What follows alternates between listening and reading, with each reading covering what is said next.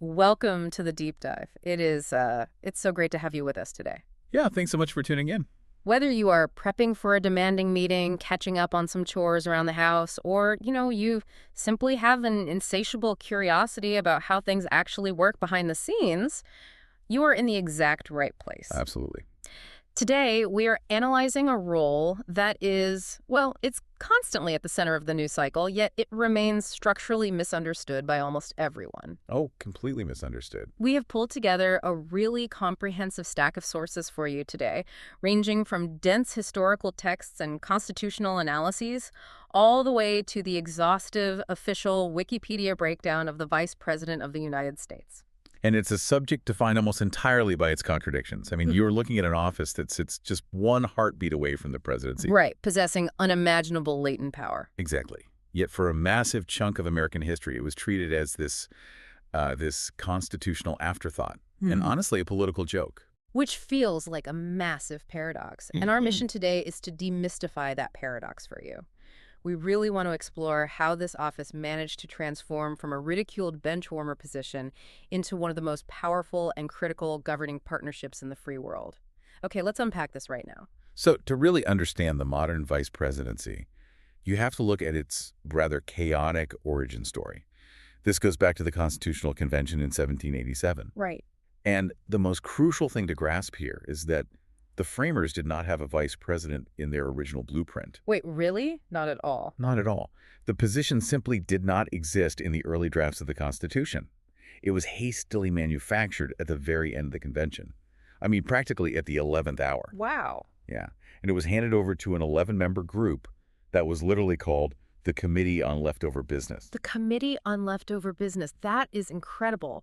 So if they didn't originally want a second in command, what specific roadblock forced this leftover business committee to suddenly invent one? Well, they collided with something known as the favorite son problem.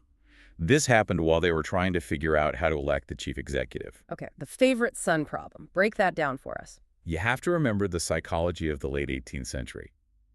Loyalty to one's individual state heavily outweighed loyalty to this brand new, totally untested federal government. Oh, sure. You were a Virginian first, an American second? Precisely. So the framers realized that if they created a system where presidential electors just voted for one person, an elector from Virginia would instinctively only vote for a Virginian. And an elector from New York would only vote for a New Yorker. Exactly. So the fear was that everyone would just retreat to their regional corners, and the country would never actually achieve a national consensus on a single leader. That was the exact fear. So to force a broader consensus, the committee engineered a rather clumsy workaround. Clumsy is probably putting it lightly. Oh, definitely. They decided to require every elector to cast 2 votes for president. And they mandated that at least one of those choices had to be for a candidate from a different state than the elector. Okay, that makes sense on paper. Right. But to make sure those second votes were actually taken seriously, they established that whoever received the most votes overall became president. And the runner-up would become the vice president. I mean, I sort of get the logic. For you listening, it's like being forced to vote for your second favorite movie just to make sure some niche indie film doesn't accidentally win Best Picture because of a weird split vote. That's a great way to think about it. But it sounds a bit like ranked choice voting in a modern corporate board election, but with a massive glaring flaw. Oh, a huge flaw. They didn't seem to account for the fact that the runner-up might be fundamentally opposed to everything the winner stands for, and, might actively try to sabotage them. That is exactly the flaw that tore the system apart almost immediately. It was a mechanism designed solely to prevent a regional voting deadlock. It completely ignored the reality of partisan politics. Which they found out the hard way. Very hard. In 1796, John Adams, who believed in a strong central government, won the presidency. Thomas Jefferson, his fierce rival, who advocated for keeping power concentrated within individual states, came in second. So the system forced 2 men with entirely opposing worldviews to share the executive branch? Yep. And Jefferson essentially used the vice presidency as a platform to frustrate Adams' policies from the inside. And then, 4 years later, that flawed math created an even bigger constitutional crisis. It did. In the election of 1800, Thomas Jefferson and his running mate, Aaron Burr, ended up at a dead tie. A dead tie. They both received exactly 73 electoral votes. Because the system did not differentiate between a vote for president and a vote for vice president, the tie completely broke the electoral process. So what happened? The decision was thrown into the House of Representatives. It resulted in 36 agonizing ballots before Jefferson finally secured the presidency, leaving Burr as his vice president. 36 ballots. That is pure chaos. Pure chaos. That sheer chaos proved the original design was totally untenable, and it forced the country to pass the 12th Amendment. Which finally required electors to cast distinct, separate votes for president and vice president. Exactly. It fixed the math problem. But even after the 12th Amendment fixed the voting mechanics, the sources highlight that the actual day-to-day job remained absolutely miserable. Oh, yeah. For over a century, being vice president was essentially a political dead end. I mean, it became what essayists of the time called a sinecure, right?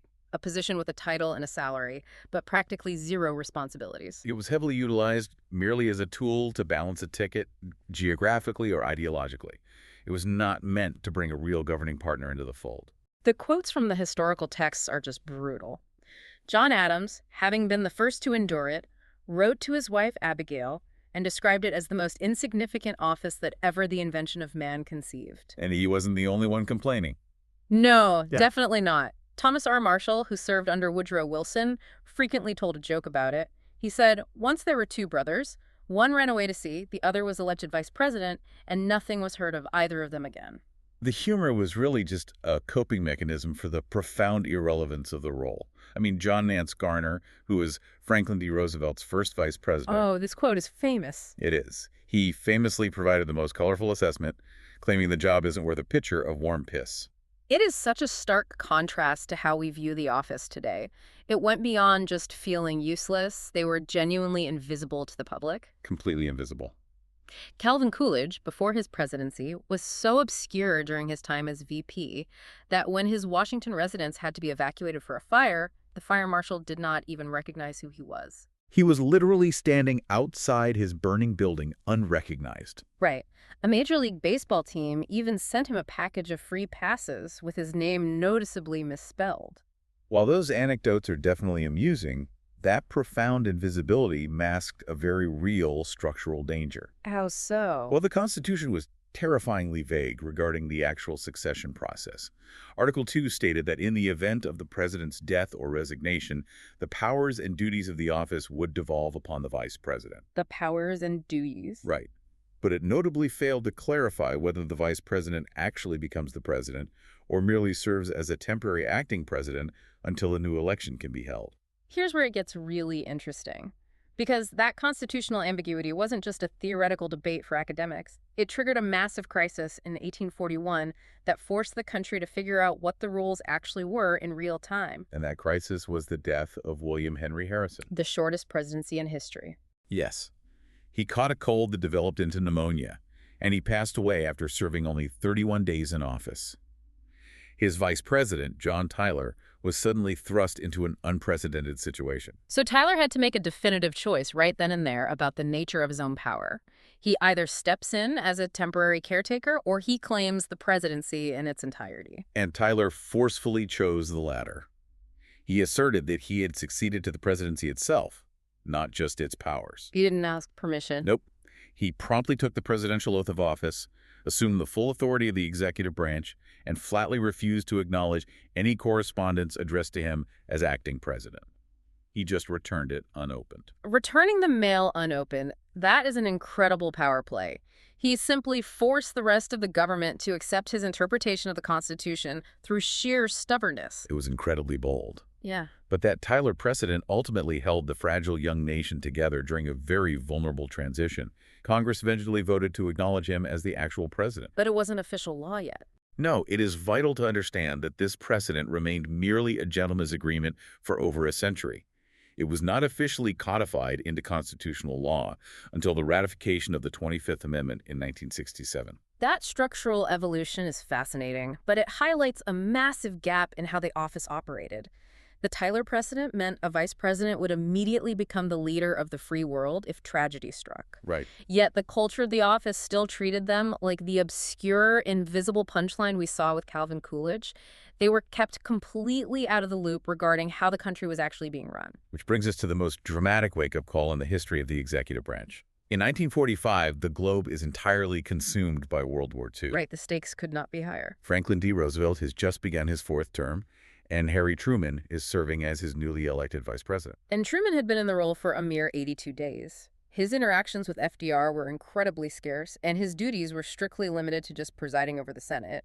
Then, on April 12, 1945, Roosevelt unexpectedly dies. Truman is immediately sworn in as president, and shortly after taking the oath, military officials pull him aside to inform him that the United States is in the final stages of developing the most destructive weapon in human history. The Manhattan Project. Yes. And Truman had absolutely no idea it existed. He was entirely blind to it.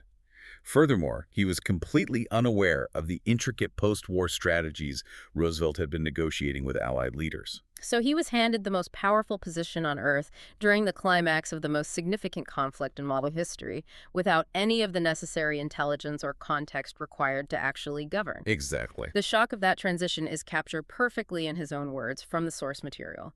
Truman told reporters, "I felt like the moon, the stars, and all the planets fell on me." What's fascinating here is how that terrifying vulnerability permanently altered the trajectory of the office.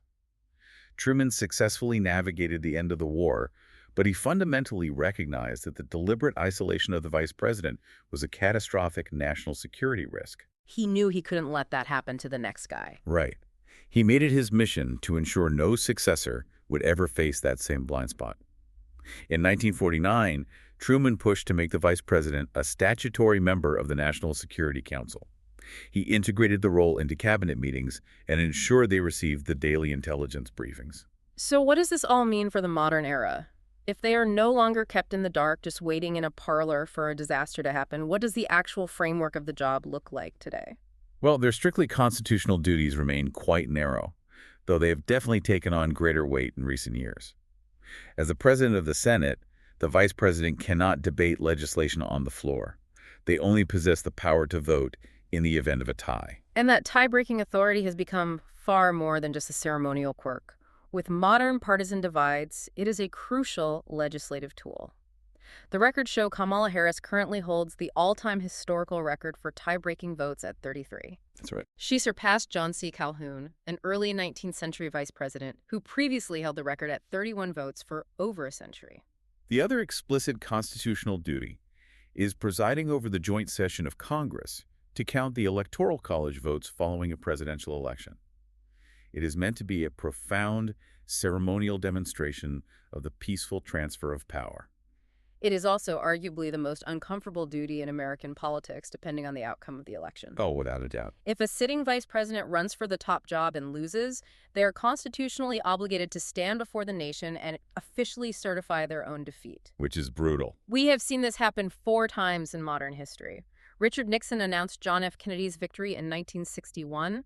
Al Gore certified George W. Bush's win in 2001. And recently, Kamala Harris certified Donald Trump's victory over her in 2025. It requires an immense amount of institutional respect to perform that duty under those specific circumstances. But if we look beyond those specific mandated tasks, we see the true evolution of the modern vice presidency. Right, the real day-to-day power. The pivotal transformation into a genuine governing partnership occurred in the late 1970s. That was with Jimmy Carter and his vice president, Walter Mondale. Mondale fundamentally redefined the expectations of the job. Following the 1976 election, he drafted a comprehensive memo to Carter. He argued that the vice president should not be relegated to cutting ribbons or attending foreign funerals. Right, no more busy work. Exactly. He said the VP should instead serve as a general advisor across all executive matters. And Carter agreed, which led to a massive structural shift. Mondale became the first vice president to be granted an office directly in the West Wing of the White House. Which is a huge deal. Prior to this, vice presidents maintained offices in the executive office building across the street or all the way up on Capitol Hill. Moving into the West Wing provided immediate physical proximity to the Oval Office. It meant integration of their respective staffs, access to the exact same paper flow, and the vital ability to be in the room when critical decisions were being debated. That geographical shift clearly catalyzed an expansion of power that just continued to compound over the decades. Absolutely. By the dawn of the 21st century, you witnessed Dick Cheney operating under George W. Bush with an unprecedented level of autonomy. Cheney reshaped the paradigm entirely. How so? He staffed his office with seasoned national security heavyweights. He actively drove major foreign policy decisions, establishing himself as an incredibly powerful force within the executive branch. And that model of delegation has really become the standard. Presidents now routinely assign massive, complex, and highly independent portfolios to their vice presidents. I mean, the scope of the federal government is simply too vast for one individual to manage alone. You see this clearly in recent administrations. We're talking historical facts here. Barack Obama formally delegated the oversight of the Iraq drawdown and subsequent diplomatic efforts to Joe Biden. Right. In early 2020, Donald Trump tapped Mike Pence to spearhead the federal government's entire interagency response to the COVID-19 pandemic. And Joe Biden assigned Kamala Harris the diplomatic effort to address the root causes of the migrant influx at the southern border. They operate as active, deployed co-pilots, managing vast sectors of federal policy, and continuing this modern lineage. As of January 20, 2025, J.D. Vance serves as the 50th vice president under Donald Trump. Exactly. Given how much power the role now commands, the strategic calculus behind selecting a running mate is intense. They are looking for demographic advantages, geographical swing state appeal, or ideological balance.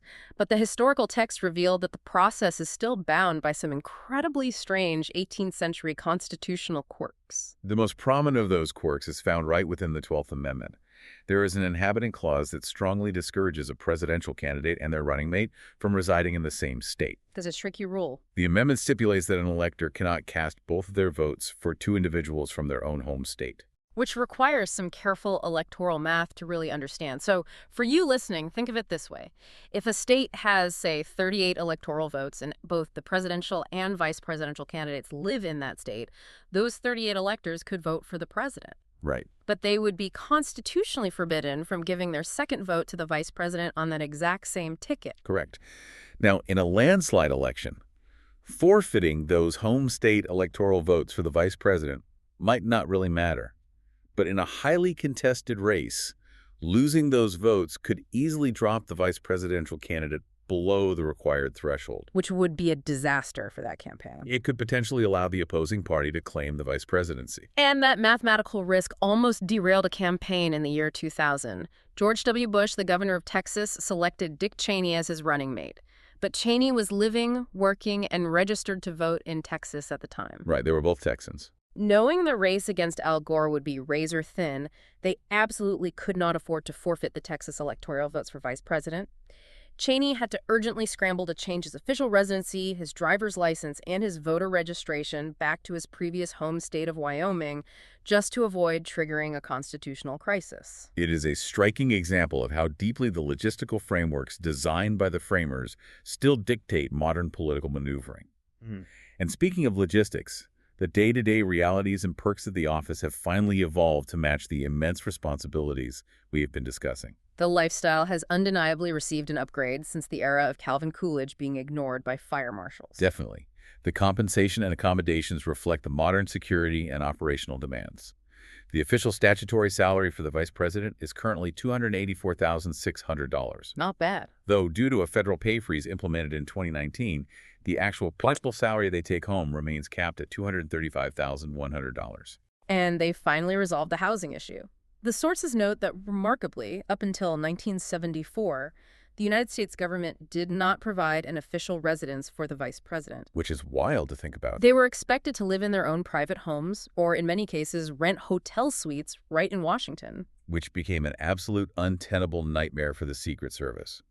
Securing a private neighborhood or a commercial hotel against modern threats is practically impossible. So what did they do? Congress eventually designated No. 1 Observatory Circle as the official residence. It is a highly secure, 3-story Queen Anne-style home situated on the sprawling, protected grounds of the U.S. Naval Observatory. And the transportation protocols are equally intensive. For long-distance travel, the vice president utilizes heavily modified Boeing 757s. The moment the vice president steps on board, the aircraft's call sign officially changes to Air Force Two. But the short-distance travel procedures are what really stand out to me. You're talking about the Marine helicopter fleet? Exactly. They do not just fly a single helicopter from the Naval Observatory to Andrews Air Force Base. To mitigate the risk of a targeted attack, They fly a formation of identical Marine helicopters. Sometimes up to 5 at once. Yeah. Yeah. And while they are in transit, the pilots execute this complex aerial shell game. They are constantly swapping positions in the air so that anyone attempting to track the flight from the ground cannot possibly identify which specific helicopter is carrying the vice president.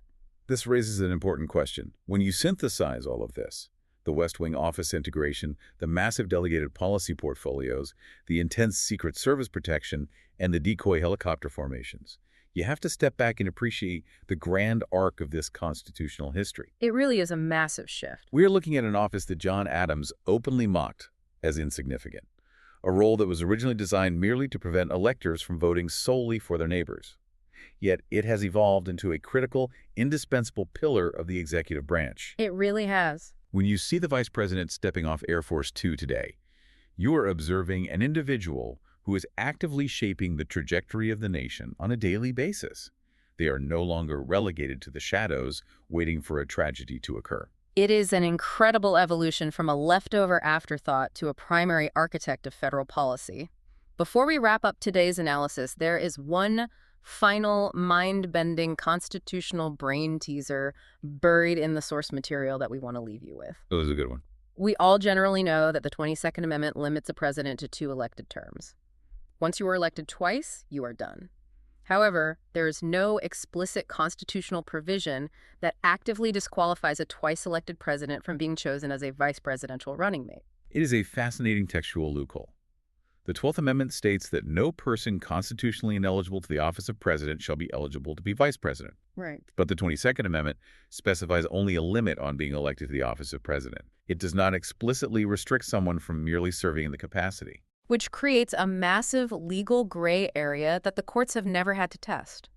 Could a highly popular, term-limited former president theoretically be selected as a vice presidential running mate and potentially find themselves back in the Oval Office through the line of succession? Legal scholars and constitutional historians fiercely debate the mechanics of this exact loophole. And it is definitely something compelling for you to mull over the next time you find yourself analyzing an election cycle. Thank you so much for joining us on this deep dive. We hope you walk away viewing the second highest office in the land through an entirely new lens.